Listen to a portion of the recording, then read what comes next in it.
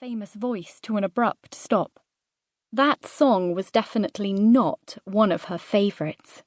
She preferred the big American swing bands like those led by Benny Goodman, Artie Shaw and Glenn Miller, which played really hot dance music. Anyway, it was especially irritating to hear Vera going on about cottages and fields of grain when there wasn't anything like that here in their suburb, near Liverpool. Now, in wartime, even the beach was full of barbed wire and heavy artillery gun emplacements. Joan was supposed to be concentrating on her French homework. Mum was always telling her that you couldn't do schoolwork properly with the radio on. But if you were the one who actually had to do the work, you knew better. Music lightened the load a bit. Joan sighed and picked up the grammar book. No one else was home yet, so this was as good a time as any to get on with it. Her big sister, Audrey, was staying the night with her best friend, Pat, and Mum had taken Judy, the most annoying 6-year-old on the planet, to a jumble sale in aid of the war effort. Joan's brother, Brian, who had a half-hour bicycle ride back from the grammar school, wasn't in yet. The sitting room at the back of the house was freezing cold, as usual. Mum might light the fire when she came in, but you weren't supposed to have any heating on until evening because coal was in short supply. It was late in the afternoon, but Joan did not want to close the blackout curtains yet. Instead, she pulled her chair over to the window to catch the last of the daylight. It was very still outside. She could hear the gulls crying as they swooped and wheeled over the miles of estuary mud out beyond the golf course.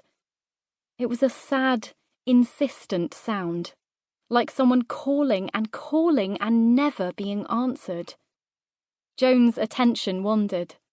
She found herself looking at her legs. She stuck them out straight in front of her. Clad in grey socks pulled up to the knee, they looked as discouraging as ever. Audrey had lovely legs, which made Joan rather jealous. It was a huge advantage when you got called up for military service and wore a uniform, as Audrey, who was 17, soon would.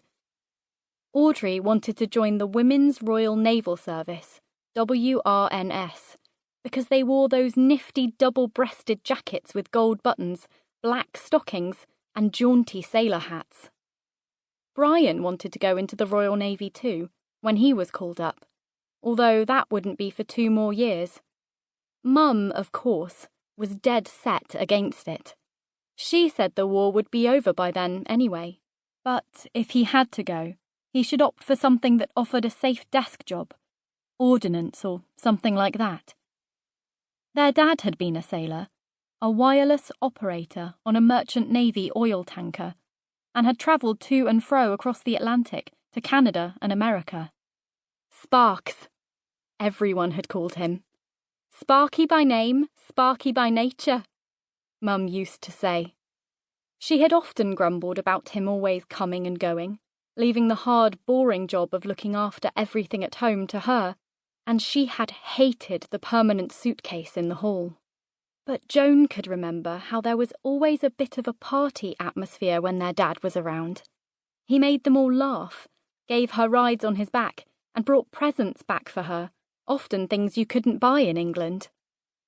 He had been due on leave, and they had all been half expecting him to walk in through the front door on that terrible day when the telegram arrived. It said that the oil tanker he was on had caught fire in the mid-Atlantic and had gone down with all hands lost. The company sent its sincere sympathy. After that day, Joan had sort of blanked out for quite a while. She could hardly remember anything about all those relatives dressed in black who turned up and sat in the front room to pay their respects, whatever that meant. Or the lady none of them liked very much who came to look after them for a bit while Mum was too ill with sadness to manage. There remained only a few sharply defined pictures in Joan's head, such as when she ran out into the back garden, blocking her ears so that she didn't have to hear the awful muffled gulping noise Mum made when she was crying.